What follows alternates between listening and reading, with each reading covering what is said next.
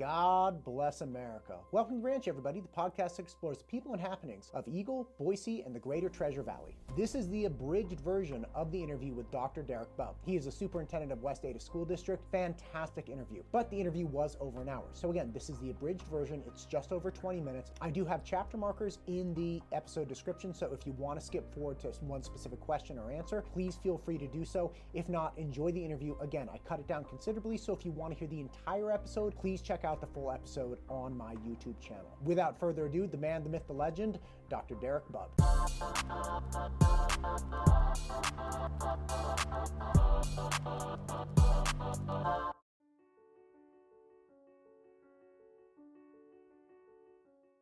Our first response is never, oh, go get an outside tutor. Our first response is never, oh, you're going to need extra assistance outside of this, and we can't provide that. Our first response is, how do we get you to the finish line, whether that's in kindergarten or that's in 12th grade? How do we get you to the finish line? And I think our results show that. And you know, we are a direct reflection of amazing staff, from our teachers to our classified employees to our administrators. It is what we do. Somebody asked me earlier, like, well, what system is it that you guys? It's not magic. It's the people that make it magic, and they really do. I think we try to work really well with our families and provide those top-end educational opportunities in the classroom every single day. And when kids don't get it, we really sit down and say, okay, well, why aren't these kids getting it? And how can I help additionally or differently, right? To be able to provide those extra services so they can be successful. And some of those services might be really small, right? Instead of saying, hey, go out to an outside tutoring agency. Hey, I have I'm struggling a little bit with my math. Great. We offer tutor.com. And that's paid for. They can go on. My daughter, so I was a math teacher by trade. That was that's how I started in education. And so my kids usually wait for me to get some help in math. And so my daughter came to me and said, Dad, I need some help with my statistics. Well, I was right in the middle of board meeting, or I had something else going on. And I said, well, go to tutor.com. Let's just see what that happens. I always want to be able to help my kids, but I thought, well, let's just see how it works. She came back out and I felt like, well, you don't need me anymore, because she said, Dad, this guy on the computer totally helped me out. We record all those sessions. It's safe for kids. We're able to go back and everything is transcribed. So we see what it looks like. We track how many kids are using it. It's really, really effective, and it's a tool that we provide, and it's part of being a student within West Idaho School District. This episode is brought to you by Christina Mitchell with Bousher Real Estate.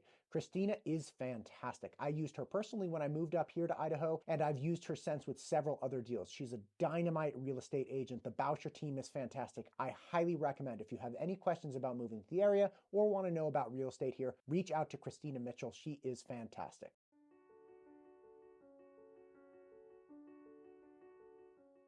This is one of the first scholarship type programs that I've seen that helps students in the trades. And I think we have such a good product within the Treasure Valley. I live here in the Treasure Valley, obviously. I think it's such a good product. I think kids want to stay here. They need to find a way to make a living. And you're investing in kids to be able to. So the way that program works, they have really identified high need areas. And I say workforce development has figured out these are the high need areas. And so this is a scholarship available to kids. Kids all had to apply, and I believe by October 1st. Seniors had to apply by October 1st. But it's available. A set of money is put aside to be able to provide our students with some type of a scholarship opportunity, whether that be go to some type of post-certification for welding or lineman school. There's just so many opportunities we need that here in the Treasure Valley. And if we're able to keep them here in the Treasure Valley, it has to be spent on a school here in Idaho. You can't take that and say, I'm going to go to lineman school in Utah. But it's going to be right here in the area. Kids are going to stay here. We know that it's a great product. We're not selling a bad product. This is a good place to be. What happens is oftentimes you go to a trade school in a different area, or you just end up going to school in a different area, and you say, well, I've kind of settled here. I've got connections here now, and I end up staying here. Right.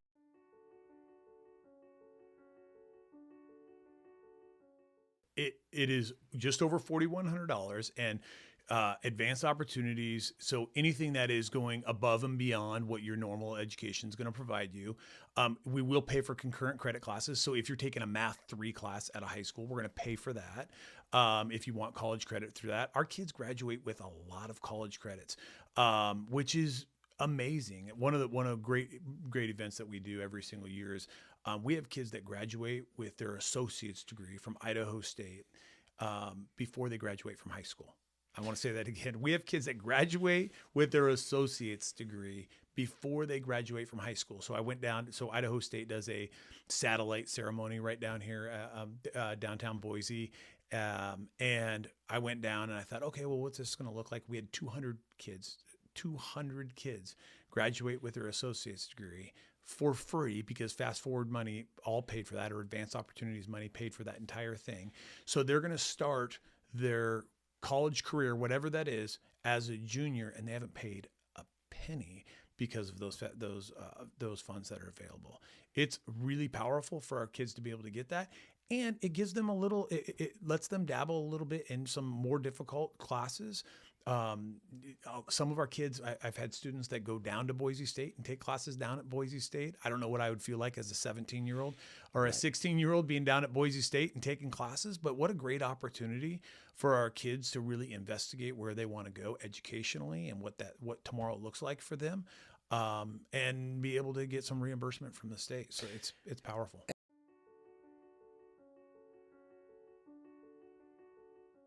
School choice is always going to be a topic. And when people say that, I think we're a district of choice. You know, you can go through West Ada, and I'll give you the trajectory. You could go to a STEM school in West Ada. You could then go to Renaissance High School. You could then move on, and while you're at Renaissance High School, you can get your pharmaceutical certificate or your CNA, your certified nursing certificate, and graduate, and then go to a 4-year university. Like, those are options that are incredible. And I'm extremely lucky that we have some of those systems in place, and the staff that we have that work in our schools every single day. We have some really good things that I think that I'm fortunate to be able to have my own kids go through these schools. But I'm proud of the work that our schools are doing. Absolutely have a Fine Arts Academy. Yeah, we have a Fine Arts Academy, and we have arts elementary schools. And so the Fine Arts Academy goes grades 6 through 12. It is a tryout-based school, and so you try out for that. But in addition to that, so you can go to an arts elementary school. I'll go through that trajectory again. You can go through to an arts elementary school, then you can go to an arts middle and high school, where really there's an emphasis in the arts in everything that you do. And by the way, you also want to participate in cross country. You can go back to your home school and your boundary school, and you can participate in cross country at that school, because our art school doesn't have athletics. Like, those are really spectacular options for kids to be a part of, where they really can learn a little bit about what they want to do after high school, but also what are their talents. And we have kids that are talented playing the guitar, as well as kids that are talented running on the track. So it's just an outstanding opportunity.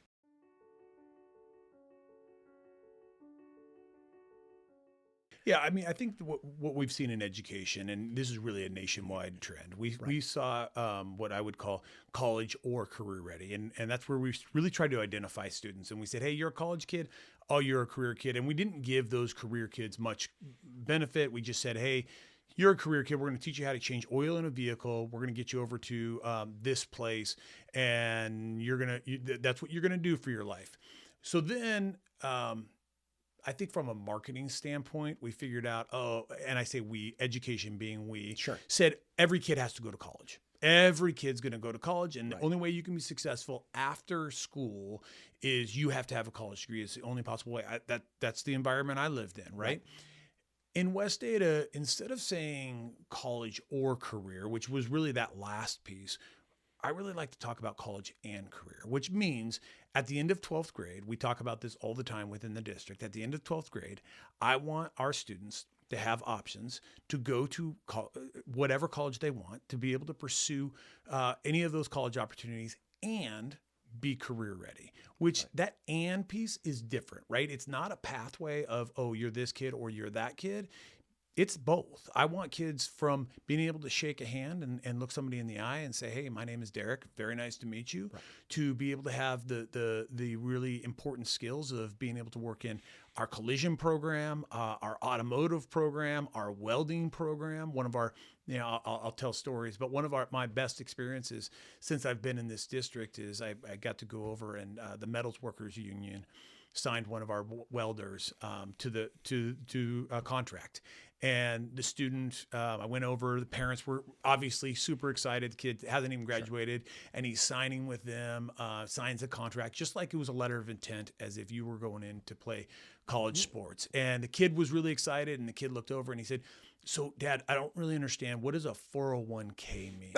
And you're like, man, this is so exciting for an 18-year-old kid who is going to probably make more money than I will ever make being a welder, which we need in this community. Anybody that's gotten any of these skilled trades work done lately, I'm going to tell you, it's tough. And our goal in our district is to meet the needs of our community. And that's one way we can do it, but there's so many others. And it's not just those skilled trades, right? We have pharmaceutical programs. We have nursing programs. These are all high need areas that if we can just start our kids out with some of those certifications, I think it's a service that hopefully we can provide our community, and we can just make that little difference.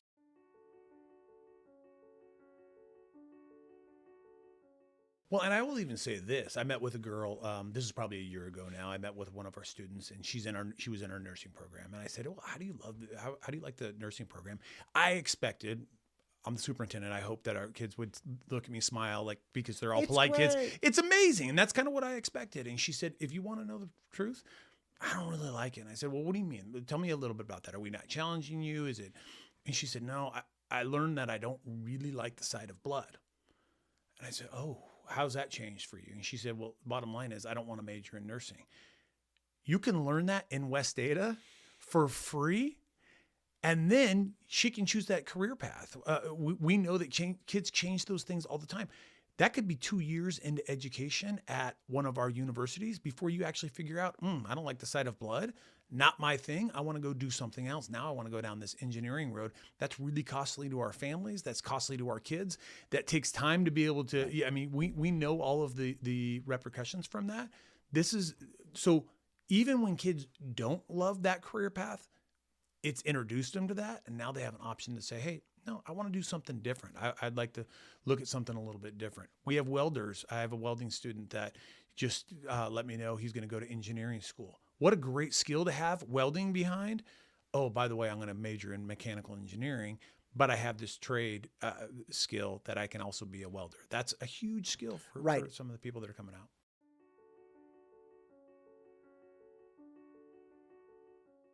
I don't know. Okay. I will say I learned so much. Next question. Exactly. I learned so much from that levy. And I do think there is a piece of our community that is the long-term trust isn't there. And I think because long-term stability hasn't been there, stability within the board, we have no idea what that's going to look like. And so we're thankful that we have stability within West Ada School District today. And I think our patrons are thankful, but we don't know what 4 years looks like. We don't know what 5 years looks like. I had a patron come up to me and say, hey, Derek, you're my friend. I appreciate you and I trust you. I don't know who's going to come after you. I don't know what that looks like. So I absolutely understand that. I take that very seriously. And so as much as when we talk about a price tag like that over the time period, I think the time period was it was a problem. And so we've learned from that a little bit. I think we need to really look hard at that. What I haven't heard from patrons is you don't need help with facilities. I haven't heard from people saying, we don't have a growth issue. People understand that. It just was that ask was just not approved by taxpayers. And we get that. And so I think we need to take a really long, hard look at the way we do fund schools. We're very thankful that our community does help us out and is generally very supportive of those different initiatives, from a supplemental levy to a bond or a plant facility levy.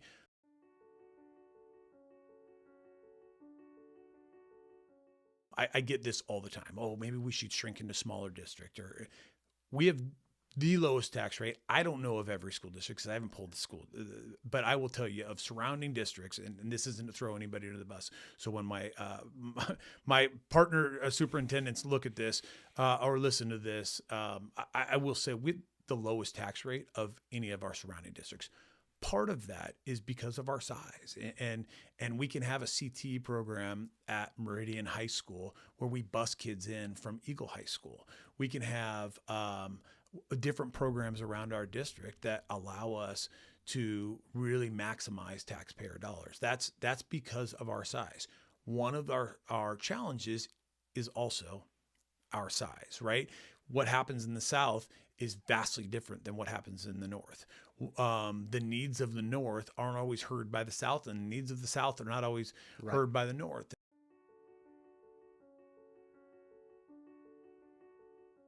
Yeah, I mean, I think I'd start the conversation, and it's really important that we have a common understanding of why we grade students. And we really grade students. I just use the definition. We grade students. Our why behind grading students is to communicate academic achievement to all stakeholders. Sure. Sometimes it's to a parent. Hey, my student got a B in math. Sure. Sometimes it's to the next year's teacher. Oh, I'm getting all these Math 2 students in Math 1. Derek got a B last year. Oh, okay, that gives me some idea. But it's a communication. Sometimes it's to universities, whatever that is. Right. That's why we grade. So we want to be as accurate as possible. When some of those nuanced pieces come in to it, whether that be, hey, you showed up to my class every single day. Hey, you brought in tissue to my class every single day. Whatever it is, all of those things, they're distractors to what the performance actually is. Now, the other distractor that can happen to what a student's performance is, and we call that evidence, whether that be assessments, whether that be in-class work, something that I know this is your work. That evidence sometimes maybe I have had a bad day. So when do I accept that as evidence of your work? If you get dropped off at school today, your mom and dad say to you, hey, you know what? I hate to tell you this, we're getting a divorce. Have fun on your Math 2 test. This happens in our schools all the time. You're not going to do very well on that test. We can get into Maslow and how you feel at that point, but the bottom line is you're not going to do very well on that test. And so now all of a sudden you struggle on that test because your mind's on other things. What's my life going to look like? All of those things. And now we hold that against you. No, what we ask our teachers to do is say, okay, if you didn't do well on that test, you came back and I got a 20% on that test. A 20% could be crippling to your grade for the rest of that semester. So what we ask our teachers to do is sit down with you and say, hey, what's going on? What didn't we learn? We felt like these were all important concepts. You were ready for the test. What didn't you learn? Well, I didn't understand this. Okay, great. I want you to come in. We now have an advisory period that's backed up to lunch. We want you to come in during advisory period, or I want you to come in after school, or I want you to come in before school. And I want you to do what we call show some evidence of additional learning. You can't just come in and say, I want to take another test today. But I can require you to come in and ask for some extra help. And I'm going to go through some extra help. And then when I feel like, okay, now you're ready, we're going to let you retake that test, because that retaking tests is actually one of the things that we do in society, right? I can't tell you how many kids that I've run across being a former high school principal that failed their driver's test and their first time, and they're cruising down the street, failed their board exams when they're doctors for the first time, and they're great physicians in our valley, failed their exams to be an attorney. I mean, there's so many of those examples. But the bottom line is we want our kids to be able to learn. And by just moving on and saying, hey, that didn't really matter, I think sends a strong example that we know we have kids that we have to go back. And especially when you're talking about math, but in all subject areas, we need to bring our kids back and say, this is important. We want you to show exhibit learning. The process of learning is really about failure and coming back and saying, what did I learn from that failure? I've learned how to be successful. And if you can show evidence of understanding and mastering that content, the state approved standards that they move forward, I think that and our philosophy in West Ada is that should be taken into consideration. I really believe that that's some of the secrets to our student achievement, is that we don't tell kids, hey, you failed that test, we're just going to move on without it. We say, you failed that test and we need you to come in and you're going to do a little bit of extra work and you're going to learn this, and failure is not going to be an option. We're going to push you a little bit and we want you to do well. And part of that is you're going to learn this. I mean, think about, if couldn't imagine if my second grade teacher said, you know what, Derek, you didn't understand how to read that book, so we're just going to stop teaching you how to read. That's just not what we do. We are resilient, and our teachers are amazing at making sure that they're going back and giving our kids additional opportunities to be successful in a class. And it helps out with behavior too, right? As soon as that kid fails, let's go back to that scenario. A student all of a sudden gets a 20% on a test, and now let's say he has a 41% in the class. I'm just right. It's over. Numbers. It's over. Now that kid's in the back of the class. It could be October 1st, and that kid's looking at you like, guess what? I know I can't pass your class, so now I'm a distraction to every other kid in this class because the school's making me sit here. They won't let me drop the class.